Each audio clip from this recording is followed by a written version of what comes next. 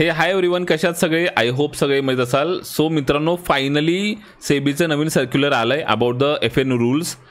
कालच हे येणार होतं, पण काल अपडेट्स नव्हत्या आल्या आणि आज त्या अपडेट्स आल्यात आणि आज सर्क्युलर आलेला आहे आणि खूप जास्ती मेजर अपडेट्स आहेत त्याच्यामध्ये. ओके, सो आता फायनली जे रूल्स आहेत किंवा काय जे रेग्युलेशन्स आहेत, आता आपल्याला नक्की ट्रेडिंग करायला अलाउड आहे की नाही, आपल्याला म्हणजे छोट्या ट्रेडर्सना अलाउड आहे की नाही, आता आपल्याला ट्रेडिंग बंद करावं लागेल का बिकॉज ऑफ न्यू रूल्स, तर ह्या सगळ्या गोष्टी जाणून घेऊया. ओके, आणि छोट्या ट्रेडर्ससाठी आता मार्केट राहिलं आहे की नाही हे पण आता जाणून घेऊया आणि त्याच्यातनं काही बाबा जे आउटकम्स आहेत किंवा काही गोष्टी पॉसिबिलिटीज आहेत त्या पण आपण चेक करूया, डेप्थमध्ये डिस्कस करूया.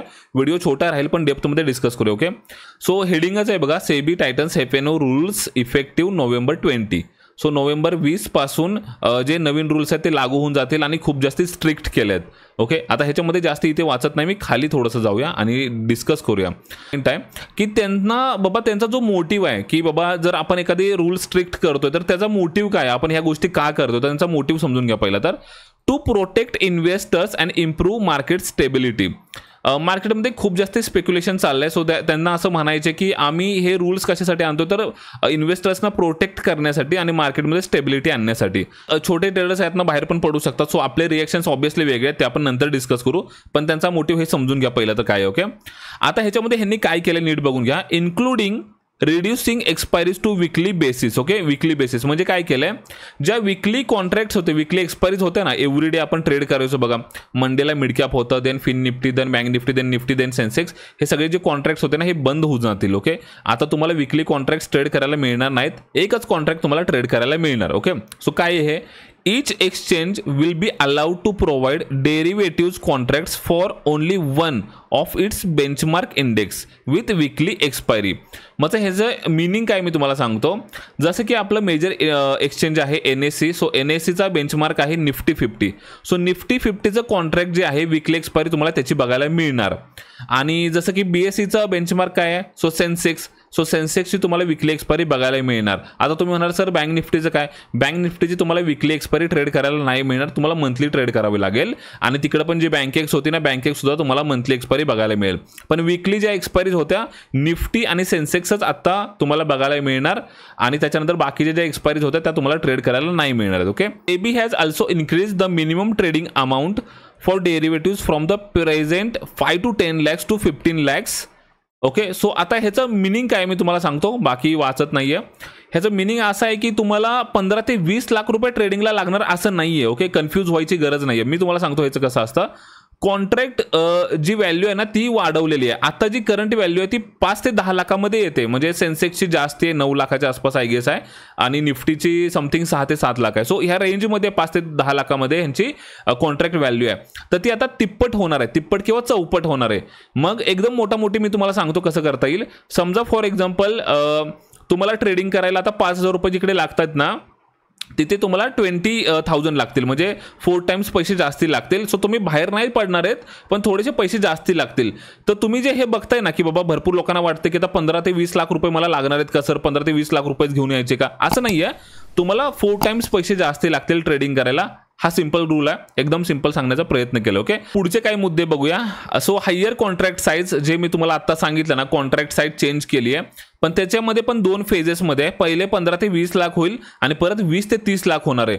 म्हणजे ॲक्च्युली खरं सांगायचं तर ना, एका टायमिंगला आपल्याला मार्जिन तर खूप जास्त लागणार आहे, हे 100% खरं आहे.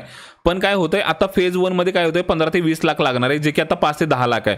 म्हणजे तुम्हाला दुप्पट किंवा तिप्पट पैसे लागणार ट्रेडिंग करायला. आणि त्याच्यानंतर 20 ते 30 लाख लागणार आहे, म्हणजे जवळजवळ तुम्हाला 4 पट 5 पट पण पैसे लागू शकतात. ते त्या टायमिंगला आपण बघूया. पण आता समजून घ्या की आपल्याला पैसे वाढते लागणार आहेत, पण 15 ते 20 लाख नाही लागणार आहेत. तुमचे जे आता ट्रेडिंग कॅपिटल आहे ना, जे तुम्ही ट्रेडिंग करता त्याच्या 3 to 4 टाइम्स जास्तीचे कॅपिटल तुम्हाला लागणार आहे. ओके, ह्याच्याबद्दल काही क्वेश्चन असेल तर नक्कीच कमेंटमध्ये कळवा, आपण डिस्कस करूया. Okay, so higher margin requirement. Okay, so इकडे जो सीन आहे आता मी तुम्हाला सांगतो काय केलं यांनी, की हे जो डॅमेज आहे तो ॲक्च्युली ऑप्शन सेलरला आहे. कारण की ऑप्शन सेलर ऑलरेडी यार पैसे खूप जास्ती पे करतात जेव्हा पण कुठलाही कॉन्ट्रॅक्ट सेल करताना. सो त्यांना ॲडिशनली आता एक्सपायरी डेटच्या नियर बाय त्यांना ॲडिशनली 2% अजून मार्जिन जास्ती लागणार आहे. सो त्यांच्यासाठी एक डेंट आहे, त्यांना जास्ती पैसे पे करावे लागतील.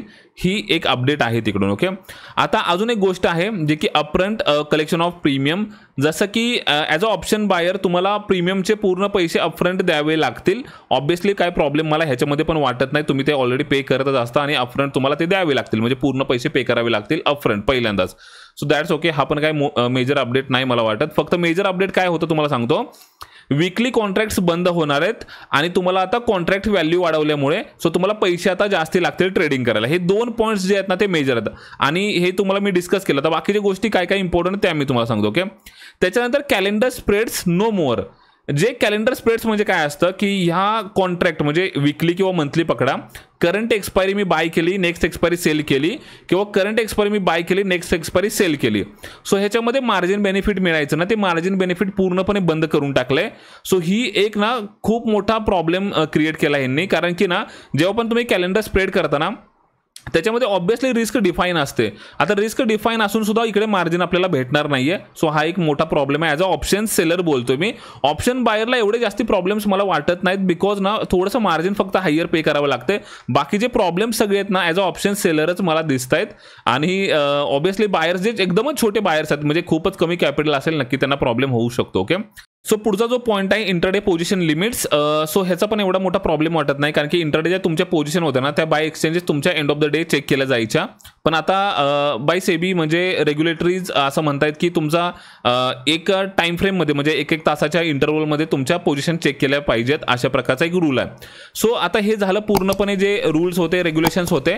सो आपण सगळं कंप्लीट केलं, डिस्कस केलंय. सो आता प्रॉब्लेम्स काय क्रिएट झालेत आपण थोडक्यात बघूया. ह्याच्यामुळे प्रॉब्लेम्स असे होऊ शकतात की जे एकदमच छोटे ट्रेडर्स आहेत, जे नवीन नवीन सुरुवात करायचे, त्यांना ट्रेडिंग नाही करता येणार आहे. ॲज अ ऑप्शन सेलर जरी म्हणलात तुम्ही, नवीन ऑप्शन सेलर आता उभे नाही राहू शकत मार्केटमध्ये, बिकॉज त्यांना ऑलरेडी पैसे जास्ती पे करायला लागत होते, आता अजूनच जास्ती पे करावे लागत आहेत. तुम्हाला सांगतो सगळ्यात मोठा डेंट जो आहे ना तो ऑप्शन सेलरला आहे, बायरला मी म्हणतो, कारण की बायरचं मार्जिन ऑलरेडी कमी असतं.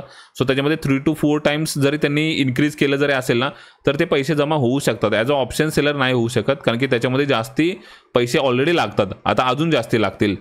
प्लस कॅलेंडर स्प्रेड नाही आहे, वीकली कॉन्ट्रॅक्ट्स नाही आहेत, फक्त तुम्हाला 1-2 वीकली एक्सपायरीज बघायला मिळणार. त्याच की खूप वर्षांपूर्वी पण पहिलं हे चालूच होतं, बँक निफ्टी आणि निफ्टीचे कॉन्ट्रॅक्ट्स असायचे.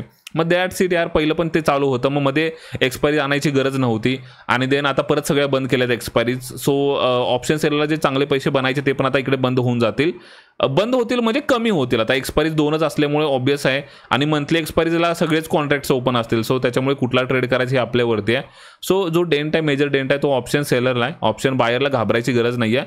मी जसं की तुम्हाला सांगितलं, जे तुम्हाला इकडे व्हॅल्यू दिसते ना 15 ते 20 लाख, भरपूर लोक कन्फ्यूज आहेत की 15 ते 20 लाख रुपये लागणार आहेत का. सो तसं नाही आहे, 15 ते 20 लाख रुपये तुम्हाला नाही लागणार. सो काळजी करायची गरज ऑब्व्हियसली नाही आहे तुम्हाला. ओके, आय होप तुम्हाला व्यवस्थित समजलं असेल. मी एवढं डेप्थमध्ये गेलो नाही आहे. अजून काही क्वेश्चन्स असतील ना तर आणि ह्याच्यावरती पर्याय काय असतील, ओके, ऑप्शन्स काय असतील. आता जर आपलं मार्जिन इन्क्रीज झालं, जेव्हा ते नियम लागू होतील, आता डेट्स वगैरे मी काय तुम्हाला एवढं सांगितलं नाही की कुठल्या डेटला काय इम्प्लिमेंट होणार, बिकॉज तुम्हाला माहिती आहे. हे सगळं तुम्ही रीड करा, मी वाटलंच तर कमेंटमध्ये ह्याची लिंक देतो, तुम्ही ओपन करा.